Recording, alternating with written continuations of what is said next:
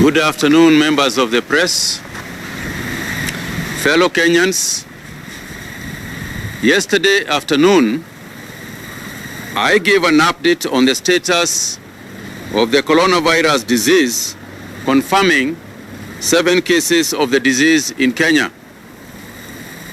Of the 7, 6 are Kenyans, while the remaining one is a Burundian national.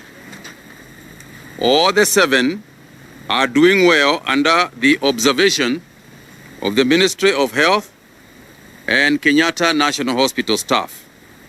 It is important to note that all these cases have been imported from outside the country. Ladies and gentlemen, in the last 24 hours, we have screened and tested another 8 cases, all of which have turned out negative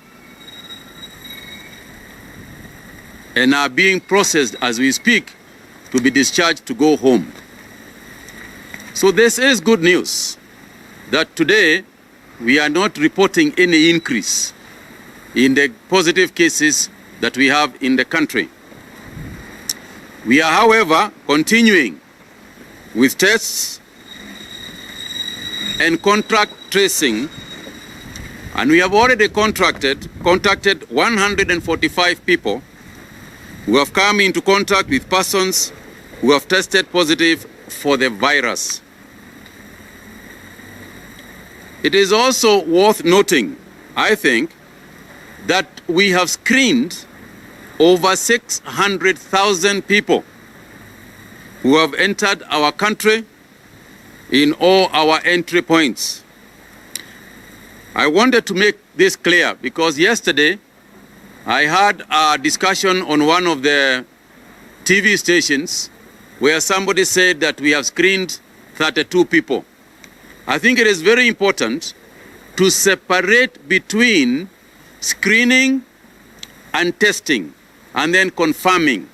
It's a very important distinction, because I think somewhere along the line we are missing out the point, and perhaps we should take responsibility because we are the ones communicating the same.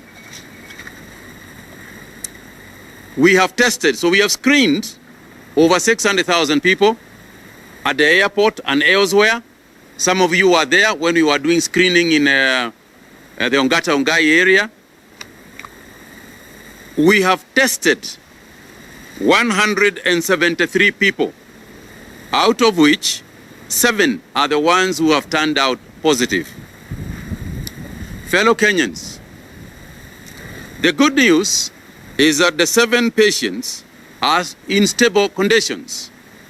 And indeed, today, we began the test to see whether any of them might have turned positive. This is something that we will be discussing again, turned negative. This is something that we'll be discussing again tomorrow. However, we continue to appeal to Kenyans in order to break the chain of transmission of this virus. We continue to maintain high standards of hygiene as we have advised.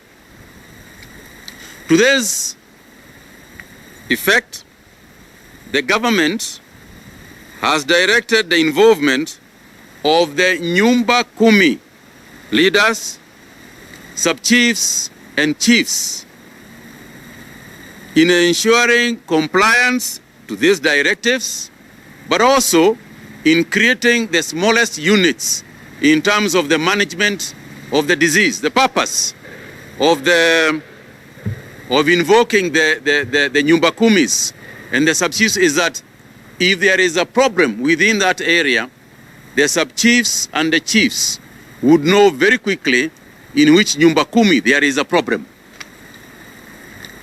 Now, this we want the citizens to take very seriously. And I want to say, ladies and gentlemen, that as much as a lot of our people are not taking it lightly, there are those people, skeptics, who continue to pour doubt as to the seriousness of our situation. I urge you to continue as members of the Fourth Estate. I urge you to continue to educate and affirm that this situation is real. It cannot be unreal in Kenya when it is real in China, it is real in the United States, in Spain, in Italy, and we think that in Kenya it is something to joke around with. It is not. It is not. And sometimes one is baffled by some of the reaction that we are getting. Please, let's take this matter seriously. Secondly, we will embark on random screening in targeted areas for members of the public, commencing this Saturday, March 21st, 2020. The exercise, to be coordinated by the Ministry of Health, will also involve other stakeholders, such as the Red Cross and security personnel, among others. Thirdly, we are structuring the team that is dealing with combating this virus. The Public Service Commission has today approved the remaining Ebola champions who have now been incorporated to assist in the COVID-19 response interventions. Our public health team has also embarked on disinfection of various premises and locations in the Nairobi city.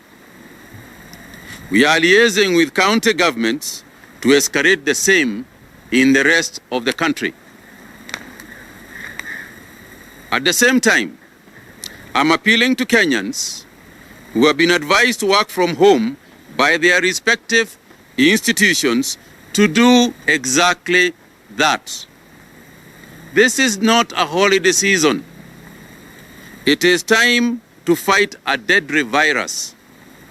By congregating in entertainment joints, bars and restaurants, we will beat the very purpose for which they were asked to work at home. And we will resort eventually to us taking action against the institutions that people are gathering in. As we said, we are seeking for citizen responsibility.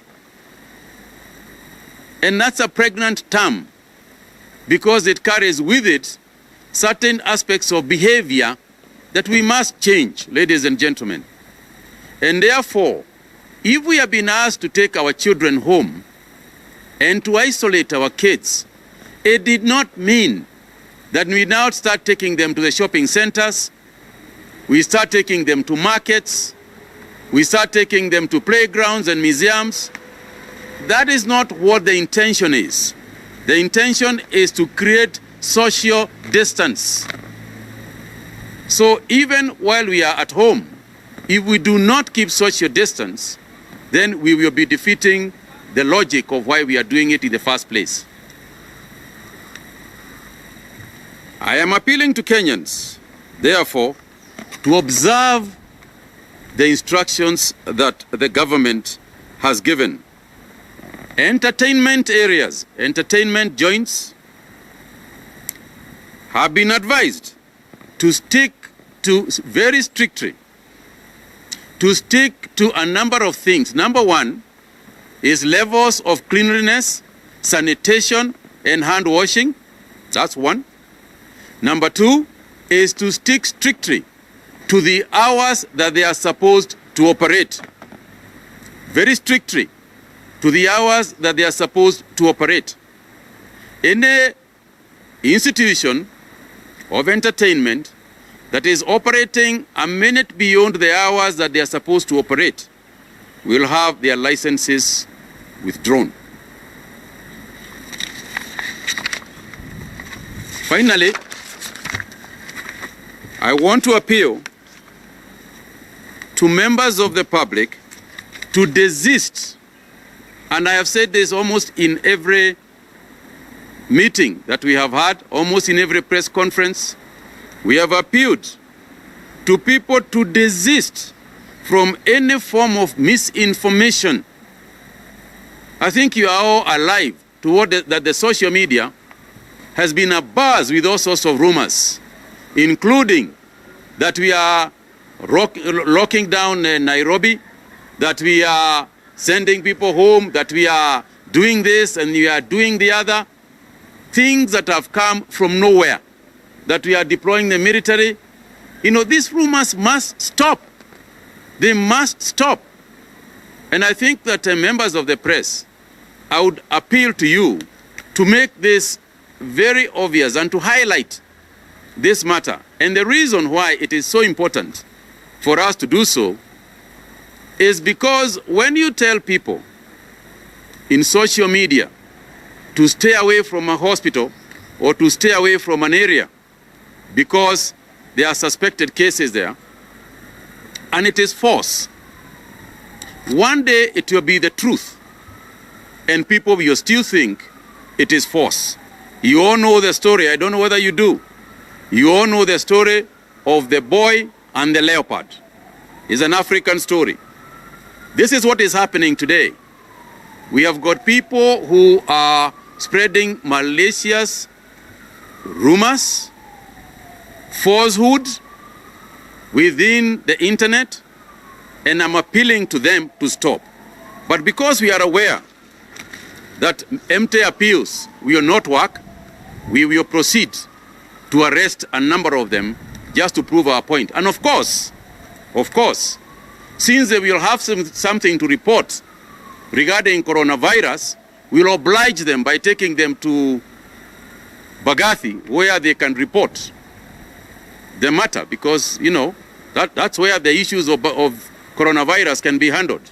So we'll pay, they can go and visit and give their reports there. I still want to appeal to Kenyans for them to remain calm and not to cause panic. In fact, it is persons in the social media who are causing concern and panic among citizens. And to say this, as long as we do what we are saying, if we are disciplined enough to follow what the government is saying, then we will contain this transmission. That is what has happened to the countries that have contained it. They have behaved very responsibly, and they have managed to avoid situations that could have been catastrophic. This is a challenge we have. We have no doubt that if we behave well, we will avoid the kind of scenarios that we are seeing in other countries. But if we do not adhere, and if we do not follow what the government is appealing to do, I can also tell you that the results will also show. Actions in this case, behavior in this case, has its consequences.